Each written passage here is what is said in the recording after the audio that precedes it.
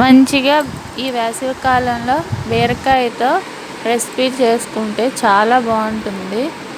ఈరోజు బీరకాయ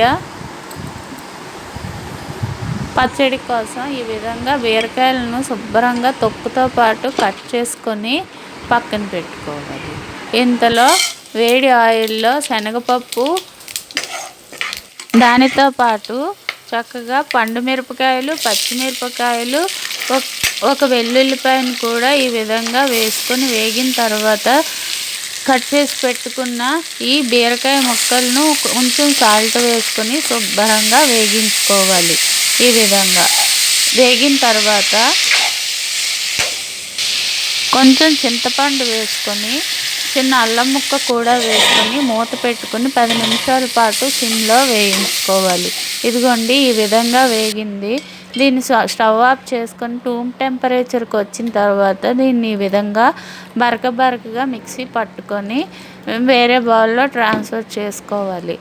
ఇది ఈ విధంగా బరకగా మిక్సీ పట్టుకోవడం వలన దీని టేస్ట్ చాలా బాగుంటుందండి. ఇప్పుడు చెక్కు తీసిన బీరకాయలను ఈ విధంగా కట్ చేసుకొని పక్కన పెట్టుకొని వీటిని ఈ విధంగా కట్ చేసుకోవాలి. ఆవాలు, జీలకర్ర, ఎండుమిరపకాయలు, కరివేపాకు, శనగపప్పు, ఉల్లిపాయలు, వెల్లుల్లిపాయలను కూడా వేసుకొని శుభ్రంగా వేగిన తర్వాత ఈ విధంగా కట్ చేసి పెట్టుకున్న బీరకాయ ముక్కలను కూడా వేసుకొని శుభ్రంగా కలుపుకోవాలి.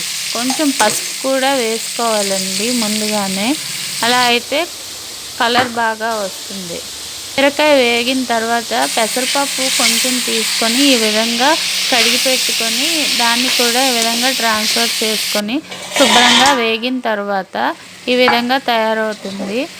దీన్ని మళ్ళీ ఒకసారి కలుపుకోవాలి.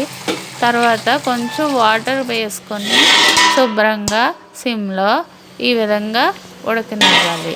దీన్ని మూత పెట్టుకొని ఒక 10 నిమిషాల పాటు ఉడికించుకున్న తర్వాత చివరిగా సాల్ట్ వేసుకొని ఒక్కసారి కలుపుకొని దించేసుకోవాలి. ఇది చాలా బాగుంటుంది. వేసవి కాలంలో చలువ కూడా చేస్తుంది. చూడండి, బీరకాయ చెక్కు పడేయకుండా పచ్చడి చేసుకున్నాము. ఆ బీరకాయని పప్పుతో వండుకుంటాం.